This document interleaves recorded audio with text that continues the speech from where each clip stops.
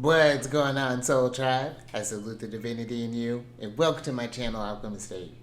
Justin here, and are you ready to see what's going on with them lunar shenanigans? Because you know what? This is going to be, I think, overall a pretty smooth week. Of course, that's going to depend on what's going on in your chart, but we got more green days than not, and we'll take that from the moon. We got moon's going to be changing signs a few times. We got Mercury that's going to be stationing retrograde in the middle of that, but overall, I think the moon will be able to hopefully navigate this one pretty well. But we'll get into all that here in a moment.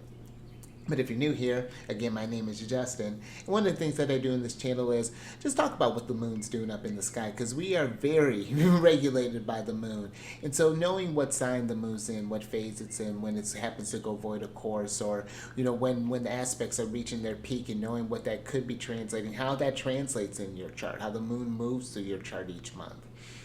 Tuning into those cycles can really be, that really helps you kind of get grounded in how you relate to the different zodiac signs every month, and each when we have bigger transits going on. So it helps tuning into that good old moon. But let's go ahead and get into this thing. I guess that's all I got for you there. But, and if you, just so you're all aware, down in the description box, I put timestamps for each of the days. So if you want to just kind of check in to see what the temperature is going to be for the day, you'll be able to, I'll have them all scheduled by the dates there. So that's down there for you as well. But let's go ahead and get into this thing, because I'm going to be covering the week of July 15th through the 21st. And happy birthday to anyone who happens to have their sun in Cancer, because this is actually going to be the last week of Cancer season. It really kind of flew by there. We'll be entering Leo season officially on the next one. But let's go ahead and get into the first day here. Because on a Mars day, the 15th of July, so we're going to have the sun, before the moon moves into Aries, the moon is going to form a trine in Pisces to the sun in Cancer. And when you really think about that, that's why I kind of labeled this one a really kind of nice energy.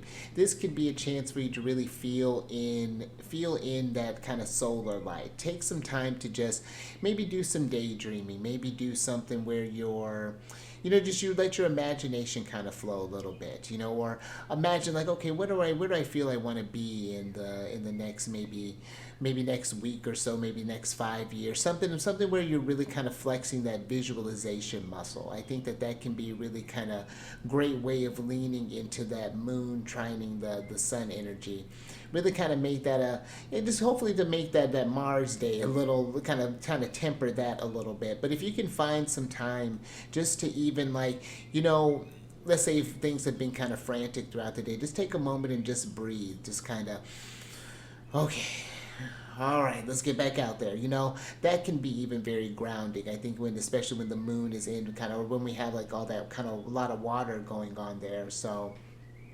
But then later, around about 9:33 p.m., and that'll be Pacific time, the moon will move into Aries. And now when you think about the moon in Aries, one, you want to look to see where you have Aries in your chart, because this is where the moon's going to be activating fresh energy in there, new kind of feelings coming through. And this would be particularly kind of potent if you have any sort of like cardinal placements that's going to be Aries, Cancer, Capricorn, or Libra, because those are going to be forming either conjunctions, squares, or oppositions.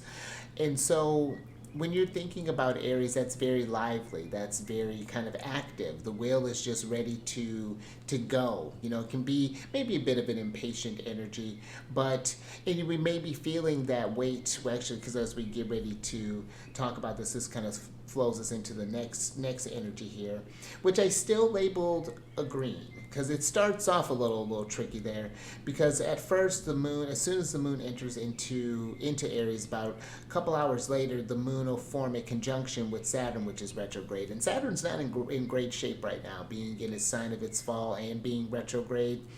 So this one, it could be a tricky one for the moon. Maybe this may start off the day maybe feeling a little bit, maybe had a tough time sleeping the night before, it had to stay up late for whatever reason, or maybe just something, just kind of woke up on the wrong side of the bed, not quite feeling like something's kind of off, can't quite put your finger on it.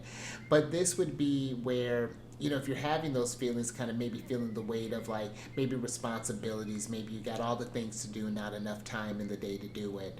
This could be an invitation where, because as we get to maybe a little bit later in the day, the moon will form a square with Jupiter. And so, Big Papa there being in the sign of the moon, at least the moon can see Jupiter.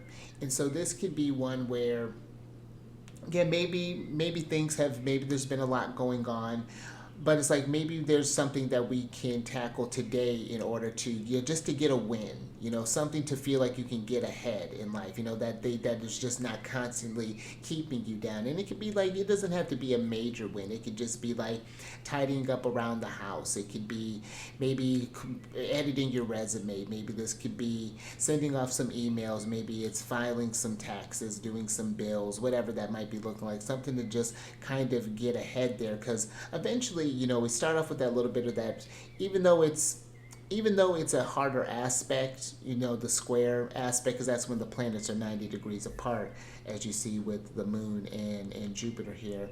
But even though it's a harder aspect, it's still Jupiter. It's still a benefic. So there's some goodness that can come out of this. And it ends on an aspect with Venus. And these aspects that I put, these are when they're reaching their kind of critical peak there, but these have been activated since the moon's been in Aries.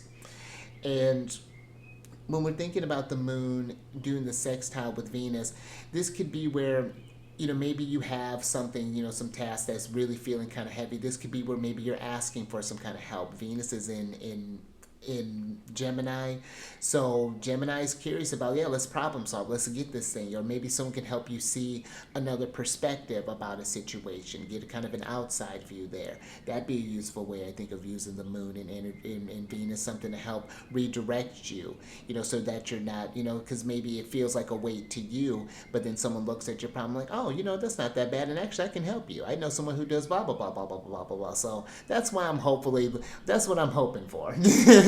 when we're doing this stuff here, we're wanting green, we're wanting assistance there. But let's get into the next energy here, because now we're getting to a little bit more of a neutral aspect here, because this is an interesting one.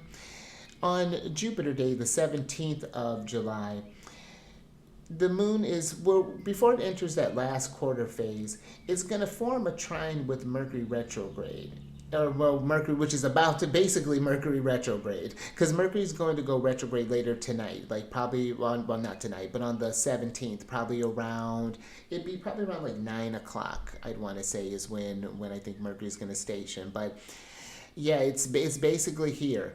And this, with that moon trining Mercury, you could be feeling that. But the trine is a positive aspect. This could be where it's like, this doesn't have to be like most Mercury retrogrades. Most of the time when I'm thinking like, sure, I'll notice when maybe Mercury retrograde shenanigans are going on. But a lot of the times, like, they haven't really directly affected me that often. However, I am in a bit of a mercurial one this year.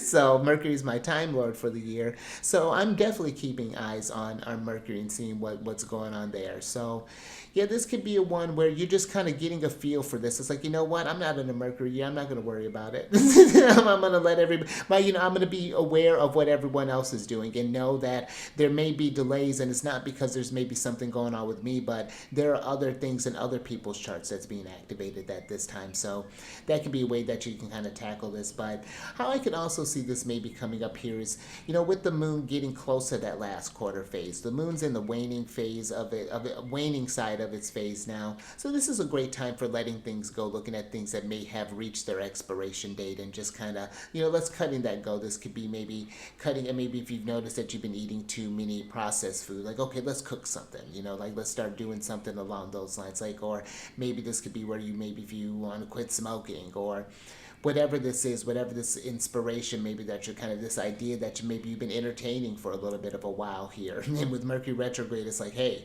let's really do this thing this time. But that moon squared the sun could be that feeling, because here's that last quarter is going to happen at 25 degrees and 40 minutes.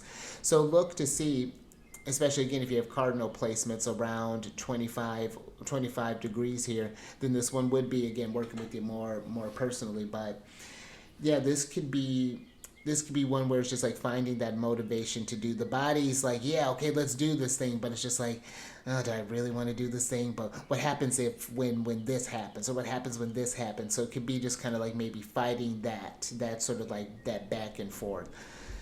But let's go on to the next energy there, because now we're feeling green, even though, Mercury's freshly retrograde now here at that 15-degree mark. On the 18th of July, starting off right off the bat, the moon is moving into its exaltation of Taurus at about 12:59 p.m. And again, that's Pacific time, or p.m., 12:59 a.m. Pacific time. And we're still in that waning crescent phase, but the nice thing about this energy, because like I said, the moon is exalted. So this is where, kind of outside of its home space, this is where the moon is raised up, where the moon can really shine here when in the sign of Taurus. The growing capacity of the moon, the nurturing, the things that it can bring to life, is really fantastic in Taurus. So this can be, especially here, because like later today, the moon is going to form a sextile with Jupiter, with Big Papa, and so who's in the moon's domicile of Cancer. So the moon's looking at Jupiter and it's like, yes, babe, you go ahead and clean up. Jupiter's doing great work in Cancer because Jupiter is exalted, the moon's exalted. So this can be a time just to feel. Let that be your word of the day. He's like, nope, no negative vibes over here. We're exalted right now.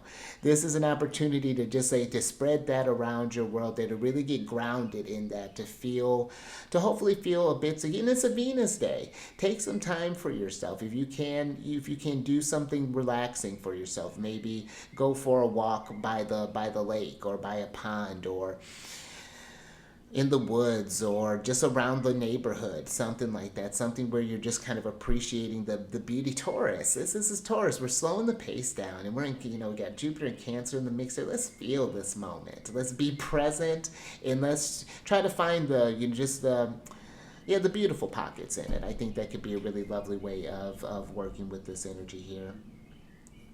Now, when we get to Saturn Day, look at that. Still green, still lovely. It's an interesting mix, because that's the 19th of July, the 25th. The moon settled into the Taurus. Well, we're actually getting ready to move out of Taurus here in a minute. But we're still in that waning crescent phase. The moon starts off with a square with Mercury. Now, this could be where now Mercury shenanigans are starting to get settled in. We're starting to really see people eat it. Hopefully we're over here. I'm going to say we're thriving. We're figuring it out. But, maybe there's some kind of tension there, maybe trying to figure out this new pace. You've noticed that something has shifted there, and we're having troubles now staying grounded, and we're sensing that maybe this grounded energy isn't going to last for long. Maybe you had a moment to get secure, so get grounded, but once you're out in the wild again, that's, sometimes that tumult can really kind of dysregulate you a little bit.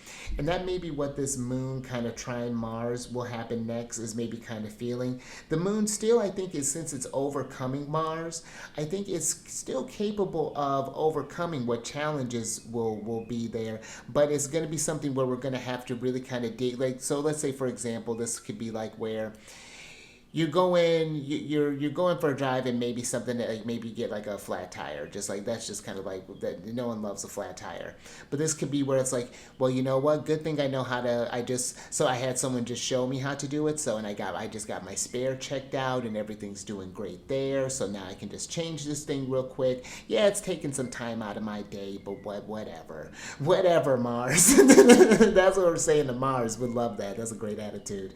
And then that's how we're ending the day. The moon sextiling the sun, and this can be a time to feel good about oneself. You've risen among. Mars presented the challenge, and you said, "What challenge?" That could be a really great one for this kind of energy here today. So, again, just some things to kind of play around with. But speaking of, this would be where, just kind of going back a little bit, with the moon entering into Aries. This would be entering Aries, leaving Aries and entering into Taurus. This would be if you have a lot of fixed placements now. If we're talking about Taurus, Leo, Scorpio, or Aquarius, then the moon's going to be more activating those placement for you because it's going to be either by conjunction with Taurus, opposition with Scorpio, or squares with Leo and Aquarius there. So that's something to pay attention to. I have a lot of Leo placements, and it's Taurus is, I'd say I prefer. Scorpio hasn't been bad either. But usually, if I had to pick between Scorpio or Taurus, I'd lean a little more towards Taurus. It's a little more pressure than I would like, but it's manageable. I don't have to rush, so I'm with that. And so yeah, but that's something to kind of tune into with the moon entering into Taurus, but that actually won't matter too much longer because on the 20th of July, the moon is going to move from Taurus into Gemini pretty early Pacific time at about 3:22 a.m. And so we're getting a little bit closer to that we're almost at the new moon phase. The moon's getting smaller, it's smiling at us. And well, maybe not smiling too much because the moon is forming a sextile with Saturn, and Saturn's in the superior position here. So that's why I say there's an opportunity here maybe for, it's like you're feeling the weight and maybe responsibilities of Saturn, but that moon in Gemini still wants to keep things light, still wants to, so this could be where maybe you discuss if you're having some sort of like issue that you're having troubles working out. The moon in Gemini is talking about it, it's problem solving, it's asking those questions, it's doing that research. And with what was I going to say with that? And it's like, with the sextile position, because that's going to be where the planets are, with that aspect, is when the planets are 60 degrees apart from one another. And so there's an opportunity for growth here, but you have to take the initiative to get that growth. And with Saturn retrograde, it's going to be a little bit extra with that, that it's asking for. But this can be where it can become a collaborative thing, someone to help lighten the load a bit with that. With Gemini, things are better with two. So just something to think about there with that aspect there. And then finally on a moon day, kind of wrapping this thing up here, we're on a green note. We love that. Well, it's a strange kind of note there. It ends with the square with Mars, which is not the greatest. It's in mercurial signs, and that's how Mercury's retrograde right now, but before we're getting into that, the moon is forming a sextile with Mercury retrograde. And so that can be where we're just trying to figure this thing out. We're trying to understand each other. That Gemini's communicating, where we're talking about this stuff like, man, how's this retrograde been for you? Have you noticed, like, oh my gosh, traffic's been going down. Oh, there's been such and such with computers. Have you seen the news? Have you, whatever that could be. This could be where you're just like learning, we're all figuring out the language about how we're settling into both of these retrogrades, how these themes are being activated for us. And speaking of things being activated again, mutable placements are being activated, especially by the moon here during this time. So we're talking about Gemini, Virgo, Sagittarius, or Pisces. Those placements, if you have a lot of those things natally, the moon's going to be really kind of activating that stuff there. So, but then the moon forms the kind of nice thing. So hopefully that kind of conversation is happening where we're expressing our feelings about Mercury retrograde, however we're feeling that. And then, because I know a few people who are actually going through Mercury years, as a matter of fact. And then we get to the moon forming a conjunction with Venus, which is really lovely. And actually the moon is really close to conjoining here. It's actually just separating from Venus. But when we're thinking about a conjunction, this is a fusion of energy.